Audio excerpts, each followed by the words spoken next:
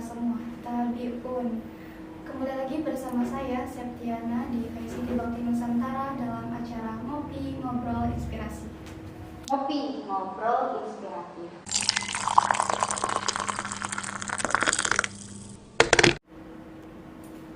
Oke pemirsa, kali ini saya sudah kedatangan tamu yang sangat luar biasa dan juga istimewa tentunya. Di sini sudah ada Kak Igih Hanifah. Halo kakak, apa kabar? Alhamdulillah baik. Oke, perlu kalian ketahui pemirsa bahwasanya Kak Igih Hanifah ini merupakan ketua dari Bank Sampah Bima Sakti. Betul ya Kak ya? Ya betul. Oke Kak, sebelum ke pembahasan yang berikutnya nih, boleh dong Kakak perkenalkan diri dulu, mulai dari nama, usia, alamat, dan juga riwayat pendidikan. Oke, perkenalkan nama saya Gia Hanifah Amin, bisa dipanggil Gia.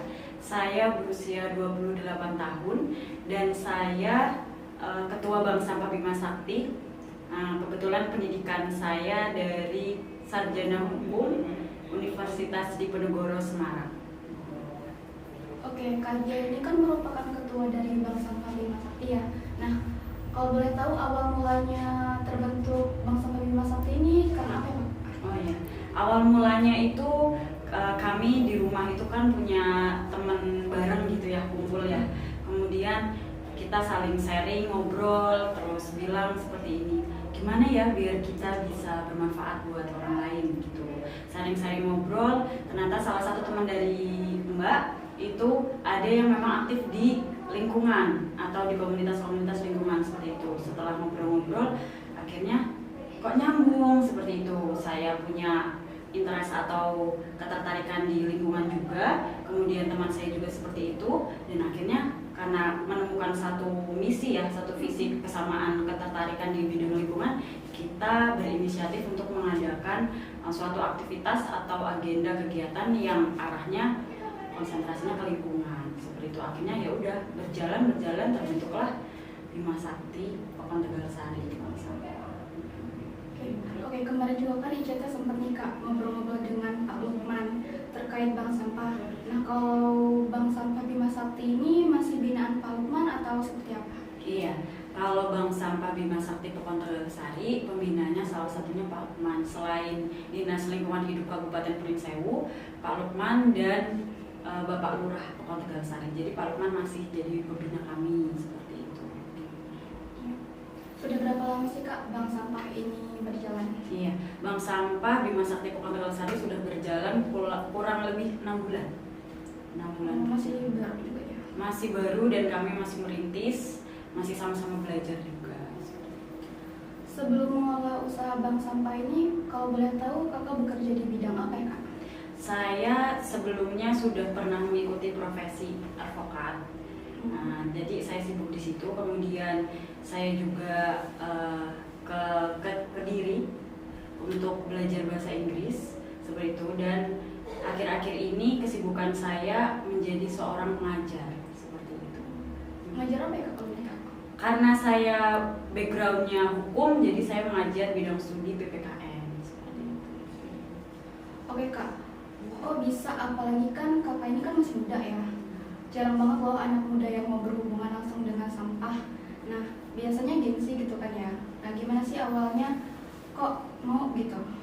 Sebenarnya tergantung mindset kita ya. Kalau kita memandang sampah itu kotor, memandang sampah itu hal yang tidak berguna, tidak baik seperti itu ya, itu akan terjadi seperti itu. Tapi kalau mindset kita memandang sampah itu sebenarnya bukan suatu hal yang buruk seperti itu, dan memang misi saya pribadi karena punya ketertarikan di lingkungan, memandang bahwasanya saya punya kepedulian di lingkungan gitu loh. Jadi itu sih motivasi saya punya kepedulian di lingkungan. Jadi mindset saya mengenai sampah itu tidak seburuk seperti orang-orang yang mungkin memandang sampah itu rendah, buruk seperti itu. Karena gimana ya, hal yang dipandang orang buruk itu kalau kita mindsetnya tidak seperti mereka, tidak seburuk itu seperti itu.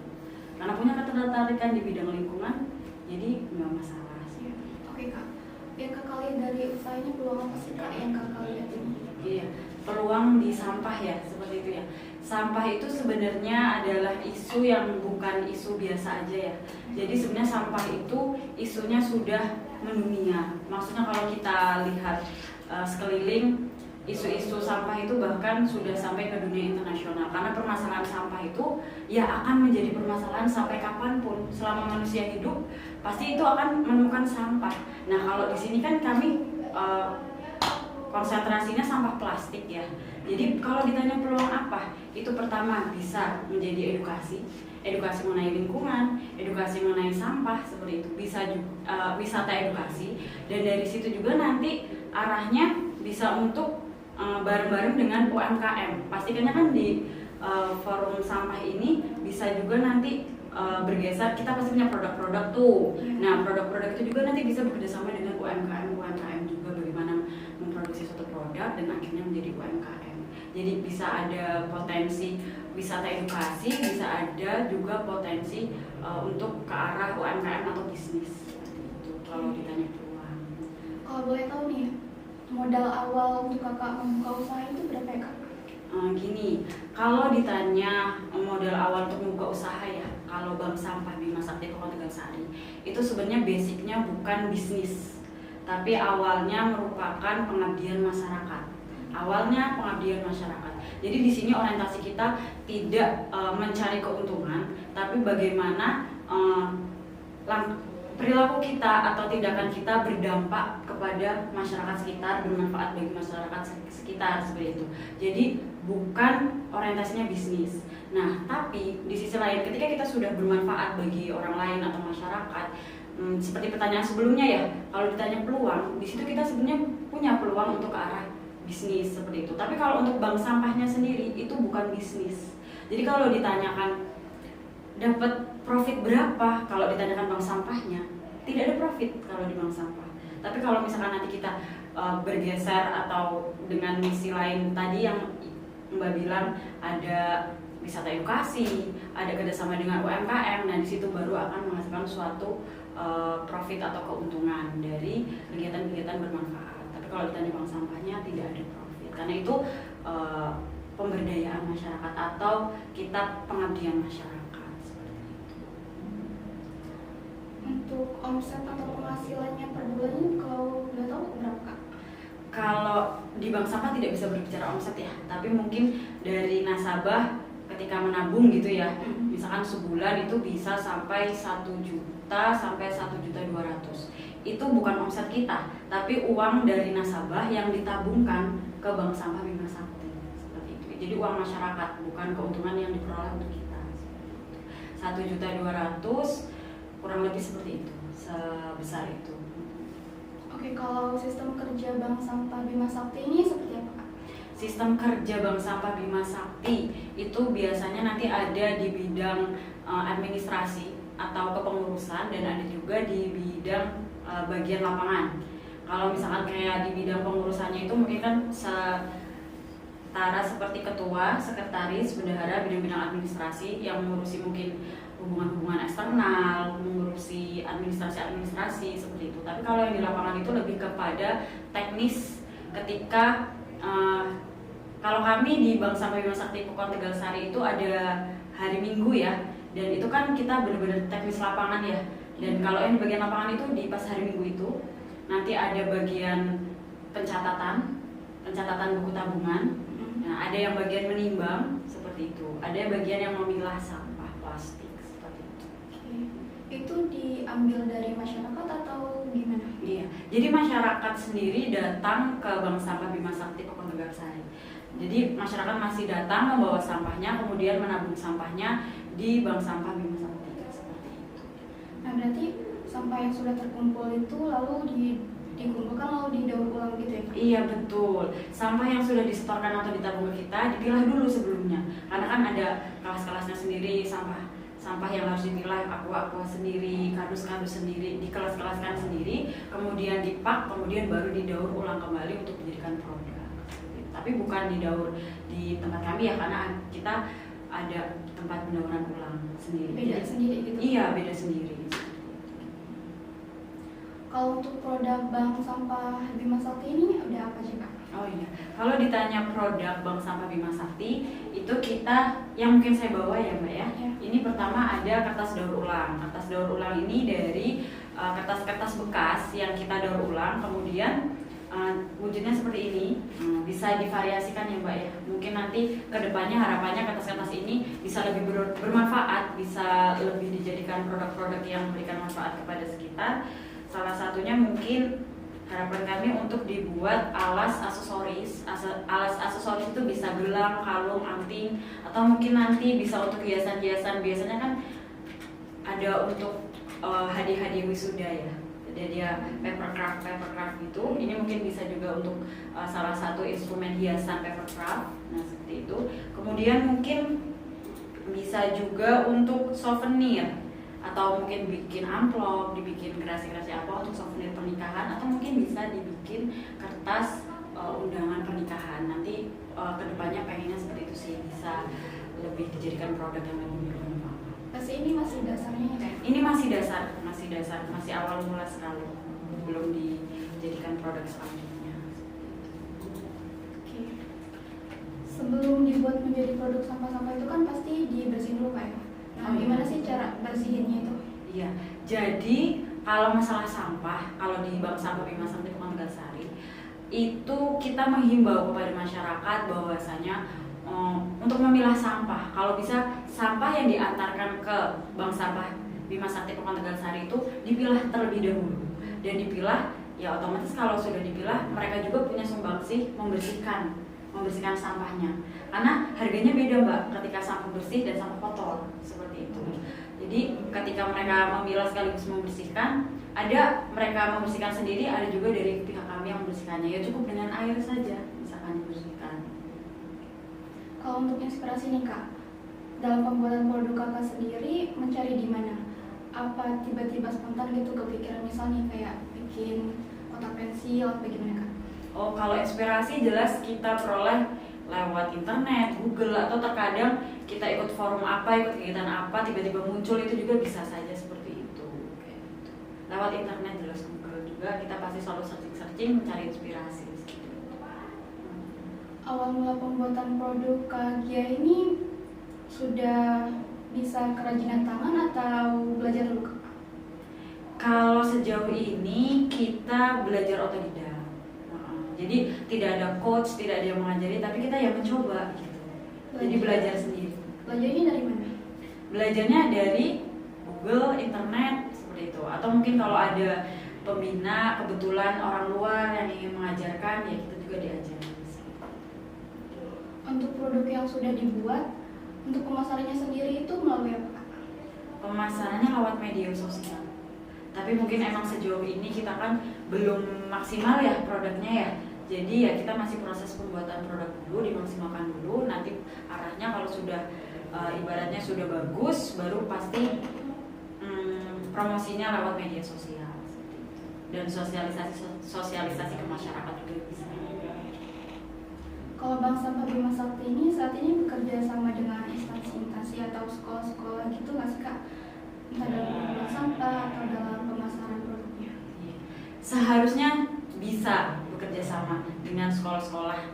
Namun karena keterbatasan alat ya. Jadi kalau kita bekerja sama dengan sekolah-sekolah, lembaga gitu ya maksudnya untuk pengolahan sampah, itu kan dibutuhkan alat berat ya seperti tosa, minimal tosa. Syukur-syukur sudah ada mobil L300. Tapi berhubung karena kita juga di sini masih merintis, masih berproses, jadi alat-alat berat itu belum ada, belum kita punya. Jadi untuk saat ini mungkin kita belum bisa menjamah sekolah-sekolah dan lembaga. Tapi ketika nanti kita sudah memiliki alat tersebut, arahnya pasti ke sana. Nah dari sekian banyak barang atau produksi yang Kakak buat ini, apa sih barang yang paling sering dipesan atau paling laris lah? Kalau untuk Bank Sampah Bima Sakti Kota Tegalsari, sekali lagi di sini kami masih dalam proses atau tahap pembuatan produk. Jadi produknya belum fit, jadi belum bisa diperjualbelikan seperti itu. Jadi masih proses pembuatan untuk jadi produk yang benar-benar bisa dijual dulu. Kita masih banyak uji coba, kita masih banyak mencoba. Nanti ketika sudah fit, produknya sudah terbentuk, baru nanti bisa dijual. Nah, kalau anggota atau pengelola Bank Sampah Bima Sakti ini ada berapa Kak? Pengelola Bank Sampah Bima Sakti Kota Tegalsari itu ada kurang lebih 13 orang. Dari kalangan apa aja Kak? Gimana? Dari Dari kalangan apa aja? Iya, jadi rata-rata anggota kami itu perempuan, dan kalau ditanya latar belakangnya rata-rata semua berpendidikan sarjana S1 seperti itu. Ada yang dari sarjana pendidikan, ada yang dari teknologi pertanian, ada yang dari komunikasi. Jadi berbagai macam latar belakang pendidikan di situ ada jadi satu. Ada dari ekonomi juga, syariah seperti itu. Oke. Banyak gak sih Kak yang berminat untuk bergabung di usaha ini? Kalau selama ini kan kita baru merintis ya, kita juga sudah sosialisasi. Kalau mau cerita tentang banyak nggak sih yang berminat gitu ya? Sebenarnya itu kembali lagi kepada konsentrasi anak muda ya. Ketika ditanyakan seperti itu, kita ketemu sama anak muda yang memang memiliki ketertarikan di bidang lingkungan, ketertarikan di bidang sampah plastik, biasanya akan banyak minat yang berminat. Tapi ketika misalkan di dalam lingkungan tersebut pemudanya tidak memiliki pengetahuan sama sekali akan hal tersebut dan tidak memiliki ketertarikan di bidang tersebut, otomatis itu akan sinkron linear, minatnya sedikit. Nah, kalau kita kan di sini karena pertama masih baru, kedua kita sosialisasinya juga masih di kalangan ibu-ibu. Jadi ibu-ibu aja pertama kali menerima sosialisasi kita masih bingung gitu loh.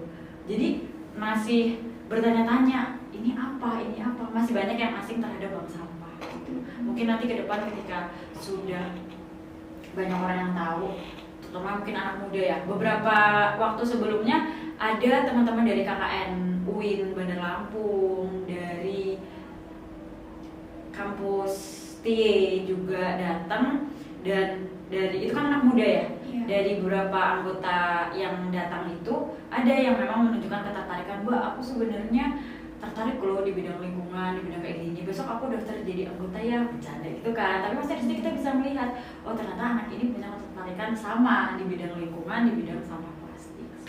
Nah, kalau misalkan ada anak muda yang mau bergabung atau masyarakat yang mau bergabung tuh gimana tuh Kak caranya? Oh ya, kalau mau bergabung datang saja dulu, kemudian nanti lihat-lihat dulu seperti itu. Nanti kalau emang benar-benar mau bergabung dengan kita, ya itu nanti bisa kita proses daftarnya, atau nanti mungkin ada seleksi atau gimana. Oke, kalau kan masih muda nih ya, gimana sih cara kakak untuk meyakinkan diri gitu agar konsisten dalam menjalankan usaha ini? Oh gitu. Kalau masalah konsistensi itu kembali ke mental ya, kembali ke pribadi masing-masing. Konsen biasanya orang yang sudah lebih matang gitu ya, mental konsistensinya itu sudah ada gitu ya.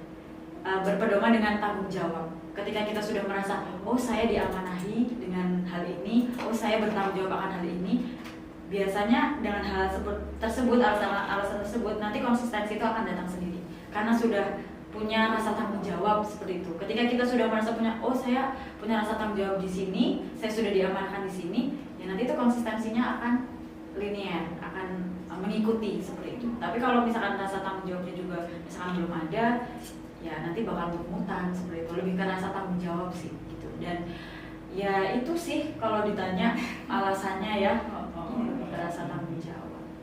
Pada saat menjalankan usaha ini kan pasti jadi ada tantangan yang harus kakak alamin kan ya. Nah, tantangan terberat yang pernah kakak alamin sendiri tuh untuk menjalankan usaha itu apa sih kak? Iya, untuk menjalani kegiatan ini ya, Bank Sampah Bima Sakti Kendal Sari, jelas karena kita dari berbagai macam latar pendidikan, dan otomatis dari masing-masing kita juga punya kegiatan, punya urusan masing-masing gitu ya. Nggak setiap orang itu atau anggota Bima Sakti punya waktu yang sama luangnya. Itu tantangannya. Ketika saya punya acara di sini, saya punya acara di sini gitu. Jadi ketidaksamaan waktu luang itu benar-benar menjadi tantangan gitu. Karena kita butuh SDM, tapi ketika orang-orang lagi banyak dengan urusannya masing-masing, itu tantangan sekali. Pertama. Kedua, tantangannya adalah masalah biaya. Namanya organisasi swadaya masyarakat atau pengabdian masyarakat, tentu biaya kita bisa dapat dari proposal, dari donatur. Nah, awal perintisan seperti ini tuh biaya pasti sangat kurang ya. Jadi tantangan terbesar itu di biaya dan mungkin ketersediaan waktu luang masing-masing anggota, karena masing-masing anggota pastinya punya pekerjaan, punya kesibukan. Seperti itu tantangannya di situ. Oke Kak, kan kita sudah membahas nih tentang usaha bank sampah. Nah, harapan Kakak ke depannya untuk usaha Kakak ini seperti apa? Harapan ke depan Kakak ya untuk bank sampah ini Iya. Lebih dikenal oleh masyarakat sih ya. Masyarakat juga lebih aware. Maksudnya gini, adanya bank sampah ini harapannya ke depan pemahaman masyarakat terhadap sampah itu lebih baik. Jadi nggak menganggap sampah itu yang kotor, bau, hina gitulah maksudnya ya. Tapi menganggap oh kita manusia itu hidup tidak terlepas dari sampah. Toh kita sendiri yang menghasilkan sampah. Rasanya kok terlalu gimana gitu kalau kita menghinakan apa yang kita hasilkan sendiri gitu loh. Kalau mindsetnya saya gitu, itu kan hasil dari kita sendiri. Kalau kita nggak peduli terhadap apa yang sudah kita lakukan, ya nasib bumi ada di tangan kita sekarang gitu loh. Apakah cucu-cucu nanti kita juga akan merasakan dampak negatif dari sampah? Itu ya bagaimana kita punya mindset terhadap sampah itu sendiri, seperti itu. Kita punya peran di situ. Semoga harapan Kakak ini tercapai ya dan usaha Kakak berkembang. Amin. Terima kasih doa baiknya. Oke Kak, sebelum ke pertanyaan terakhir nih, boleh sedikit minta motivasi untuk anak muda yang mungkin ingin menjalankan usaha gitu.